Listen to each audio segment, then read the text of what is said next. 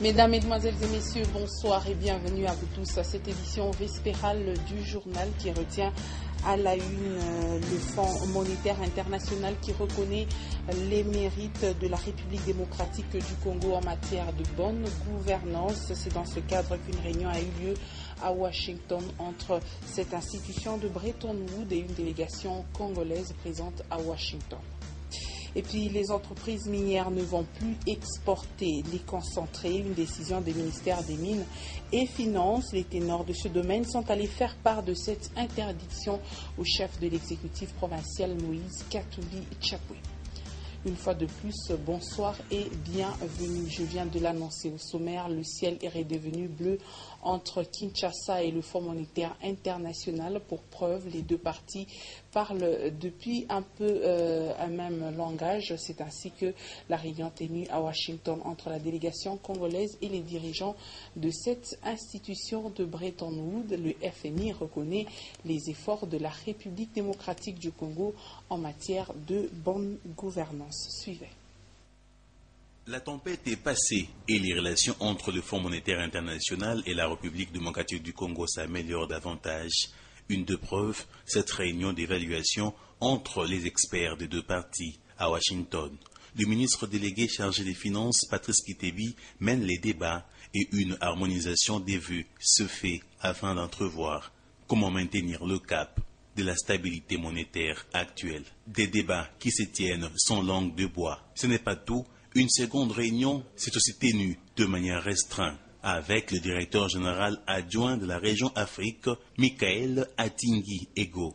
Ici, on entrevoit déjà les clauses du prochain programme entre le FMI et la RDC. Le contrat comidé à la base de la non-conclusion du programme précédent ayant été publié. Le FMI reconnaît à juste titre les efforts entrepris par le gouvernement congolais quant à la bonne gouvernance. Mais un souhait de cette institution financière de Bretton Woods est l'accélération dans les réformes engagées dans le cadre de l'amélioration de la gouvernance et du climat des affaires. Patrice Kitebi rassure le FMI. Aujourd'hui, le besoin de bonne gouvernance est ressenti d'abord de l'intérieur par le gouvernement et par notre population. La preuve, c'est que lorsque le gouvernement a été sous le coup d'une motion mal négociée par quelques députés, la population elle-même s'est levée parce qu'elle sait quel bien le gouvernement a pu faire au cours des derniers mois. Et c'est la preuve que la gouvernance correspond aujourd'hui à une exigence sociale intérieure. Il n'y a donc plus de brouille. La RDC demeure un excellent élève des institutions de Bretton Woods. Les indicateurs macroéconomiques actuels lui donnent une position de force dans les prochaines négociations pour un nouveau programme avec le FMI. Et d'ici peu, l'Air des Congo mettra sur pied un programme national de construction dans différents domaines, et ce, grâce au partenariat avec une firme de l'État de Virginie aux États-Unis d'Amérique du nom de Mike Industries. Il faut dire que sur invitation des responsables de cette firme, la délégation congolaise en mission aux États-Unis a été informée de la production des usines en acier lors de sa visite sur ce site. Une fois de plus, ce reportage de nos confrères de Digital Congo. Direction l'État de Virginie à la découverte de Mike Industries, spécialisée dans la fabrication des usines mobiles pour la construction. La délégation congolaise, conduite par le ministre délégué Patrice Kitebi et du ministre de l'EPSP Maker Mwangou, ainsi que du vice-ministre au budget Liska Abayoué, vient répondre à l'invitation de Mike Industries qui a soumis au gouvernement congolais sa proposition pour l'acquisition des usines mobiles de construction en acier. Démonstration faite sur le champ, chaque ensemble UBM permet de construire un bâtiment de 1000 mètres carrés en une journée. La délégation congolaise, impressionnée par l'efficacité du projet, ambitionne déjà de lancer un programme national de construction d'écoles, dispensaires, camps militaires, dortoirs, entrepôts agricoles, logements et bien d'autres infrastructures en beaucoup moins de temps et à un prix inférieur de moitié à celui des constructions conventionnelles. Toutes les discussions que nous avons eues avec ceux qui sont derrière cette technologie montre que les coûts sont extrêmement bas. Pour construire une maison comme celle que nous venons de voir, c'est tellement faible. C'est moins de l'équivalent de 8 000 dollars américains. Et donc, si ce concept pouvait être appliqué aussi bien au secteur de l'éducation, au secteur de la santé, au secteur de logement pour les forces armées ou la police, et même pour le secteur agricole, nous pouvons faire énormément de choses et véritablement mettre un visage précis au concept de la révolution de la modernité. Voilà une expérience alléchante. Mike Industries a déjà fait ses preuves dans plusieurs pays africains et la République démocratique du Congo est la prochaine sur la liste. Nous allons revenir ici au Katanga pour parler du gouvernement provincial qui a tenu son conseil hebdomadaire des ministres. C'était sous la présidence du gouverneur Moïse Katumbi Tchapoué. La ministre Thérèse Lukenge nous en fait ici le compte rendu. Sous la présidence du gouverneur de la province du Katanga, l'honorable Moïse Katumbi Tchapoué, il s'est tenu ce jeudi 18 avril 2013 dans la salle de réunion du gouvernorat de province, la réunion hebdomadaire du Conseil provincial des ministres. À l'ordre du jour figuraient les points ci-après. 1. La communication du gouverneur de province. 2. Le projet des Médecins sans frontières France pour la lutte contre le choléra à Kalemi. 3. La synthèse des engagements du gouvernement provincial après réconciliation des comptes. 4. Le projet d'arrêté provincial portant création, organisation et fonctionnement des cellules de gestion des projets et des marchés publics. 5. La réhabilitation de l'aérogare de l'aéroport international de la Loano, 6 d'hiver. 1. La communication du gouverneur de province. La communication du gouverneur de province a porté sur les points suivants. Le séjour du chef de l'État à Lubumbashi. La situation sécuritaire en province qui est relativement calme, mais où persiste un climat de psychose entretenu par des rumeurs de tout genre. Le Conseil des ministres lance un appel à la population de vaquer librement à ses occupations et de ne pas prêter attention aux rumeurs fantaisistes. Le projet d'électrification rurale en cours dans le territoire de Kapanga, en partenariat avec l'Union européenne, a généralisé aux autres sites éligibles de la province. Le lancement officiel à Lubumbashi, le 15 avril 2013, du projet des fermes agricoles pilotes dans le cadre du programme de réinsertion sociale des anciens combattants et militaires démobilisés. Le financement consenti par la Fondation Dan Gertler pour la modernisation du bloc opératoire de l'hôpital général Janson-Sendoué pour un montant d'environ 2 150 000 €. La problématique de la réhabilitation des routes d'intérêt général en terre fortement détériorées pendant la saison des pluies et le renforcement du cantonnage manuel en vue d'assurer leur maintenance. 2. Le projet des Médecins sans frontières France pour la lutte contre le choléra à Kalemi.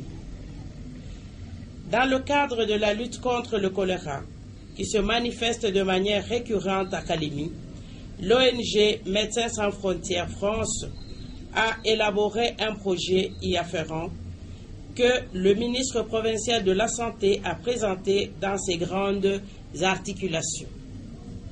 Ce projet, dont le coût global est estimé à 2 500 000 €, porte essentiellement sur les deux volets ci-après. 1. La vaccination contre le choléra à l'aide d'un nouveau vaccin oral et 2. L'extension du réseau d'adduction d'eau potable de la Régie des eaux pour une longueur d'environ 7 km en plus de la construction d'un réservoir de 500 mètres cubes et des bornes fontaines. Et puis, je l'ai annoncé en début de ce journal, un arrêté national des ministres des Mines et des Finances vient d'interdire l'exportation, voulais-je dire, des concentrés par les entreprises minières, conscients des conséquences qu'entraîne son application. Quelques ténors du domaine sont allés tirer la sonnette d'alarme auprès du gouverneur de province. C'était ce jeudi 18 avril 2013.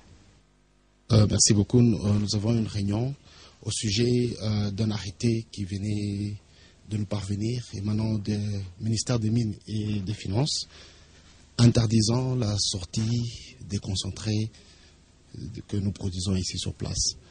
Et cet arrêté que nous avons trouvé très difficile à appliquer et nous sommes venus en référer et donner nos points de vue au gouverneur pour des dispositions communes à ce sujet. Qu'est-ce que nous pouvons retenir de là? C'est que si c'est appliqué, cet arrêté est appliqué. Certes, nous comprenons le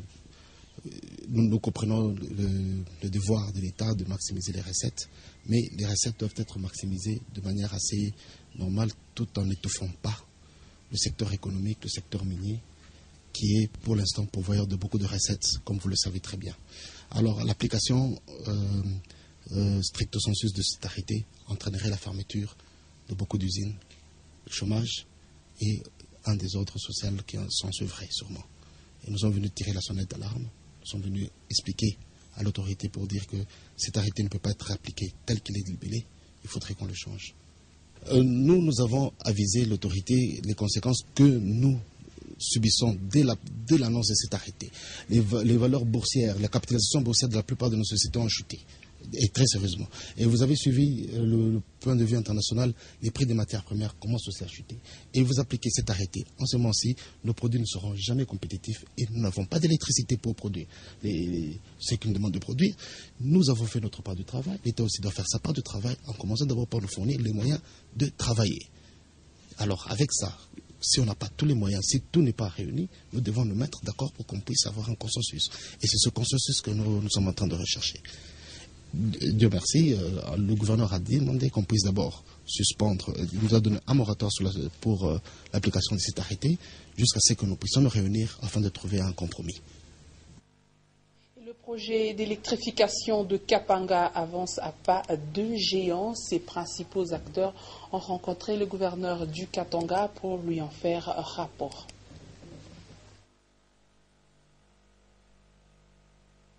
Nous sommes venus pour faire le monitorage du projet LCAP que nous sommes en train de faire au territoire du Kapanga. LCAP veut dire électrification du Kapanga. Le projet est presque terminé. Nous avons la digue, la conduite forcée, il nous faut encore une dizaine de jours. Et la ligne de transmission sera faite dans les prochains mois. Nous sommes en train de monter les poteaux. Et le projet donnera donc 250 kW au territoire du Kapanga, Musumba, Kapanga, Ntita, en automne. En plus, nous sommes venus pour voir ensemble avec la province si on peut développer ensemble avec eux un nouveau projet, toujours pour le territoire du Kapanga, et ajouter une bonne potence, même jusqu'à 2 MW, pour donner de l'électricité aux autres villages et augmenter la capacité du réseau que nous sommes en train de construire maintenant, pour donner des services meilleurs aux hôpitaux, aux écoles, à l'antenne de la radio, pour permettre aux gens de développer de petits business. Et nous allons changer de chapitre à présent. Les dates du 17 et 18 avril de chaque année sont dédiées à la lutte contre cette maladie de coagulation sanguine. Plus de détails dans cet élément, dans ce propos recueilli que nous propose Célestin Mugonza. L'hémophilie, c'est une anomalie de la coagulation sanguine qui est liée à un déficit d'un des facteurs de coagulation. Alors nous savons que dans notre organisme, lorsqu'une personne se blesse, après peut-être une certaine manipulation, les sangs peuvent se coaguler. Alors les sangs se coagulent là à partir de certaines protéines que nous avons, que nous appelons des facteurs de coagulation. La manifestation ou les symptômes le principal, comme on dit, c'est l'hémorragie. Et l'hémorragie, ça peut consister à une personne se blesse, une petite plaie, vous allez remarquer que vous saignez un peu plus. Donc le saignement ne tarit pas. Et ça vous amène à venir consulter le médecin. Ou soit l'enfant à la naissance, surtout pour les jeunes hommes, lorsqu'on coupe le cordon ombilical, on remarque qu'il y a un peu plus de saignement qui traîne par rapport à d'autres personnes d'autres garçons qui sont nés au même moment. Là, ça peut être comme des puces à l'oreille, pousser le médecin à procéder à d'autres investigations cliniques. Mais pour les personnes qui sont passées, donc les personnes qui sont un peu âgées ou les adultes, donc on peut remarquer des petites hémorragies de ce genre, surtout si vous présentez une hémophilie du type mineur. Mais les gens qui font l'hémophilie majeure, ces personnes-là saignent de manière spontanée. Et la littérature dit même que ces personnes-là peuvent saigner 2 fois par semaine. Et les saignements intéressent beaucoup plus les organes externes, tout comme les organes internes. Et si vous faites un saignement des organes externes, là, ça peut pousser les médecins à asseoir beaucoup plus les diagnostics. Mais les saignements du genre interne, du genre beaucoup plus au niveau des articulations, comme je dis, et au niveau des muscles, là, ça pourrait un peu traîner pour pouvoir asseoir les diagnostics.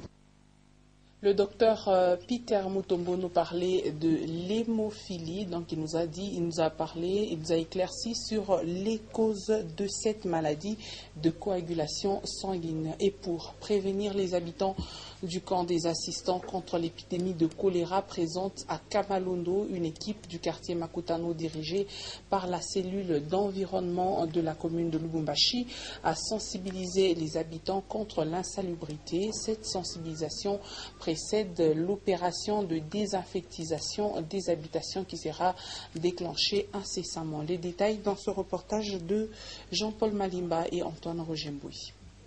La zone pourvoyeuse de cas de choléra, c'est Kamalondo.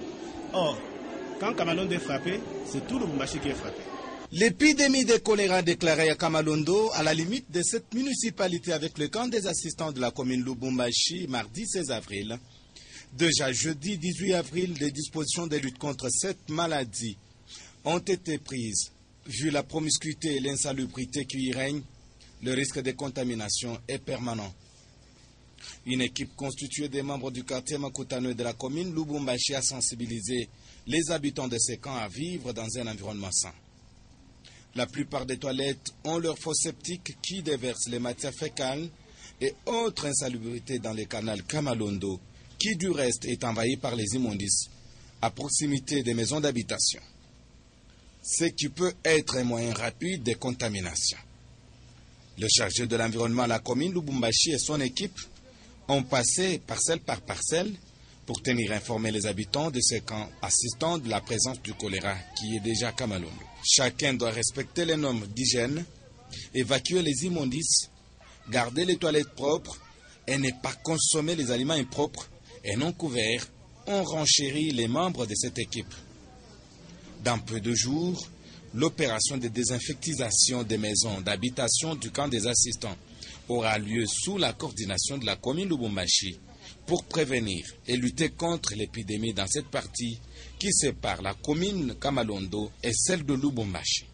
Prudence donc pour d'autres quartiers de la commune Lubumbashi qui sont déjà visés du danger Guéléguette. Restons sur ce même chapitre de la santé pour parler de l'inauguration du centre de santé Boulaya, localisé en face du village Futuka, à 31 km de Lubumbashi. Nous sommes là sur la route Kasenga. Il faut dire qu'un centre qui a connu aussi un financement de l'entreprise Rwashi Mining. Madame Elise Kalassa, la chargée du social de cette entreprise d'exploitation minière, a également pris part à cette cérémonie et les autochtones de Boulaya, eux, on dit merci à leurs bienfaiteurs. Léon Magloire Monga et Félix Kalombo nous en parlent. Le centre de santé Boulaya, dont une partie des travaux ont connu le financement de Rwashi Mining, a été inauguré le mercredi 17 avril 2013.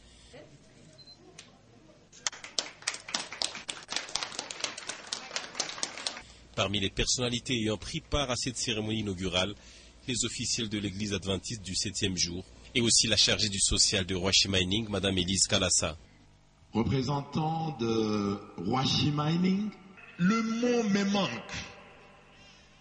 de remercier de tout cœur cette ONG Hispan Katanga, avec toutes ses ramifications. Après la coupure du ruban symbolique, tous les participants à cette cérémonie ont visité le nouveau bâtiment de ce centre de santé situé à 31 km de Lubumbashi, sur la route Kasenga en face de Futuka. Désormais, tous les cas d'accouchement et autres maladies longtemps traités dans ce vieux bâtiment dans la promiscuité le seront dans les bonnes conditions. D'où la satisfaction et les remerciements des autochtones à l'endroit des différents partenaires, dont Rwashi Mining. Tunawapikia tu paka aksanti, banatusaidia juu tulianza kuteswa, mulikuwa mavitanda kiloko, epi tuko na livinya, sasa hii inakuwa monene. Tunawapikia aksanti sana. Tunasikia furaha. Juu vyote vinakuwa mzuri, basi hivi tulikuwa hapa kwa mfuashi moya, yeye na saidia.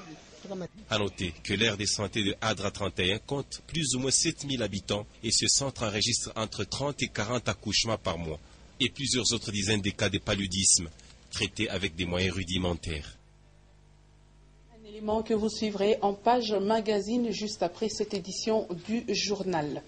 Intercepté le 16 avril de l'année en cours, des feuilles de cocaïne saisies par la brigade douanière de l'aéroport international de La Loagno ont été incinérées hier 17 avril dans l'enceinte de la direction provinciale de la DGDA. C'était en présence du directeur David Kalandé et des inspecteurs du parquet. Patricia Naïsmouka, Benisha et Séverin Katomba pour ce reportage. C'est parti en feu. Les 120 kilos des feuilles de cocaïne interceptées par la brigade douanière de l'aéroport international de La Loagno. La procédure d'incinération de ces produits impropres et prohibés a été respectée. Cela s'est déroulé en présence du directeur provincial de la DGDA, David Kalandé-Mouya, et des inspecteurs du parquet. L'acte posé par la douane katangaise est fondé car cela rentre dans le cadre de la lutte contre la fraude douanière, une action salutaire et importante pour le directeur provincial de la DGDA. Ici, nous avons la drogue qui a été saisie grâce aux informateurs avec lesquels nous travaillons. Nous avons pu mettre la main dessus. C'était à peu près 123 kilos. Et le produit lui-même, au point net, était à 72 kilos. Donc, je félicite la brigade. Nous sommes dans le même esprit qui anime aujourd'hui la DGDA Katanga par rapport à la lutte contre la fraude.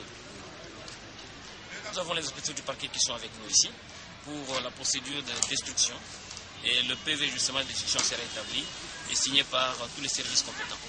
Les propriétaires de ces feuilles de cocaïne ont disparu dans la nature, mais leurs produits importés et consommés conformément à la législation douanière et à la loi congolaise. Et puis, depuis son élévation au rang de commissaire supérieur principal, le colonel Bandombele a rencontré le maire de Lubumbashi. Ils ont échangé sur la manière dont ils comptent sécuriser les Louchois ainsi que leurs biens suivants. Le nouveau commissaire supérieur principal, le colonel Bandombele Gabriel, a longuement échangé avec le maire Jean-Oscar Sanguza Mutunda, à qui il est allé présenter ses civilités. Il remplace à ce poste le général Patrick Sabiti, qui est appelé à d'autres fonctions. La sécurité et l'ordre public. La priorité pour moi, c'est d'abord de restaurer l'ordre. Parce que pour le moment, nous sommes en train de vivre une période de turbulence. Et nous allons nous y atteler pour que la population vaque paisiblement à ses occupations. Peu après, Jean-Oscar Sanguza Mutunda a réuni le comité urbain de motards qui œuvre à Lubumbashi dans le transport. En présence des bourgmestres des communes, le maire de la ville a préféré clarifier les lanternes de l'opinion publique. En dehors de la mairie de Lubumbashi, aucune autre corporation ne va gérer les motards. Par contre, tout motard qui fera le transport au-delà de 20h30 sera arrêté par les services de maintien de l'ordre. Sa moto sera saisie et confisquée. Et à l'enseignement primaire, secondaire et professionnel de Lubumbashi, retenez que Jean-Oscar Sanguza Mutunda a rappelé aux responsables de l'éducation que la pratique des maquis est prohibée sous toutes ses formes. Par la même occasion, il a invité les chefs d'établissement à plus de loyauté afin de ne pas céder souvent à des rumeurs en libérant les élèves sous quelque prétexte que ce soit. Une fois de plus, Maurice Mazel. Tous les responsables du secteur de l'enseignement primaire, secondaire et professionnel, la ville de Lubumbashi, les bourgmestres des communes et les chefs des services urbains se sont entretenus avec le maire Jean-Oscar Sanguza Mutunda au sujet de la sécurité et le maintien de l'ordre public qui doit en principe préoccuper tout le monde. Il a demandé aux responsables des écoles d'éviter de relayer la désinformation, l'intoxication et la rumeur chaque fois que des anarchistes se permettent de tout faire dans sa juridiction. Par ailleurs, à l'approche des épreuves des examens d'État, édition 2013, l'autorité urbaine a rappelé que le maquis est interdit sous toutes ses formes. Jean-Oscar Sanguza Mutunda a mis en garde certains chefs d'établissement qui demandent des frais connexes aux élèves en dehors des frais d'études sans l'approbation de l'Assemblée générale des parents. Dans sa communication, le maire de la ville a aussi fait allusion à la semaine africaine de vaccination qui débute le 22 avril prochain. Le médecin inspecteur urbain a indiqué que la campagne de vaccination va concerner les enfants de 0 à 11 mois ainsi que les femmes enceintes. Au même moment, même les enfants non déclarés à l'état civil seront eux aussi déclarés gratuitement. La vaccination aura lieu dans les centres cibles. Parlons à présent actualité hors de nos frontières. Les chefs d'État et de gouvernement de la communauté économique d'Afrique centrale sont depuis ce jeudi en mini-sommet au Tchad. Celui-ci est consacré à la crise centrafricaine. L'objectif est de voir dans quelle mesure sortir ce pays dans l'impasse politique. Et puis, une violente explosion a eu lieu hier soir au Texas dans une usine d'engrais. Selon la police, entre 5 et 15 personnes ont été tuées, 164 blessés. Ça, c'est le bilan provisoire. Entre 60 et 80 bâtiments aux abords de l'usine ont été soufflés par les flammes. Parlons à présent actualité sportive. Le comité d'organisation de week-end de divertissement précise que ce samedi 20 et dimanche 21 avril 2013, la 3e édition sera organisée au complexe La Plage et les inscriptions des équipes ont déjà été faites et contrairement à toutes les éditions, 2 disciplines sont retenues. L'annonce de cet événement nous est faite ici par Marc-Arthur Kikoulé. Encore une fois de plus, le complexe La Plage vous offre un week-end plein de bonheur à travers la 3e édition du week-end de divertissement. À quelques heures du coup d'envoi, le décor se plante petit à petit avec le travaux qui s'effectuent sur le terrain qui abriteront cette compétition. Sans toutefois oublier le montage des tentes. Organisé et fin prêt. Donc nous attendons que ceux qui viendront nous visiter ou participer à l'événement. Pour le billet d'entrée, je crois que sur nos affiches c'est déjà écrit, c'est pour ceux qui ne participent pas. Ils payent juste 2500 francs pour entrer. Samedi 20 et dimanche 21 avril, ce complexe connaîtra la même ambiance que les 2 dernières éditions, où les équipes comme Otolumbashi et Rwashi Mining étaient sacrées championnes. Pour cette édition, 2 disciplines seulement sont retenues, telles que le précise M. Arthur, membre du comité d'organisation. Si on n'a pas restreint les disciplines, on a pris juste le beach soccer et le beach volley, donc football sur sable et volley sur sable. Ouais. Quant aux équipes, il y a un engouement et précipitation pour prendre leur inscription. Déjà constitué, on a même un peu débordé. Les gens nous excuseront ceux qui n'ont pas été repris sur nos listes. Mais prochainement, on essaiera de faire un peu sur 2 ou 3 journées. Mais comme c'est sur 2 journées, comprenez qu'on prenne le moins de gens possible. En tout cas, la balle est dans le camp du public louchois, convié à vivre le moment fort et des bonnes parties pour voir le successeur des établissements Otolumbashi de M. Ali Kanafer, qui d'ailleurs cherche à rééditer l'exploit de la 2e édition et mobilise très bien ses joueurs dans les 2 disciplines. Et c'est par cette note que se referme cette édition du journal qui a retenu à la une la rencontre qui a eu lieu à Washington entre le FMI, cette institution de Bretton Woods, et la délégation congolaise présente aux États-Unis d'Amérique. Il faut dire que le Fonds monétaire international reconnaît les efforts de la République démocratique du Congo en matière de bonne gouvernance. Et puis, les entreprises minières ne vont plus exporter les concentrés, une décision des ministères des Mines et Finances. Les ténors de ce domaine sont allés faire part de cette interdiction au chef de l'exécutif provincial Moïse Katumbi Tchapoué. C'est complètement terminé avec cette édition du journal qui a été interprétée en langage des signes par Jacob Kazadi. Retrouvé à 23h Karine Kabongo, demain à 9h et 13h Sandra Oumba pour vous informer. Moi je reviens à 17h30 et 19h. Ça sera avec ce même et réel plaisir. Bonne suite de nos programmes.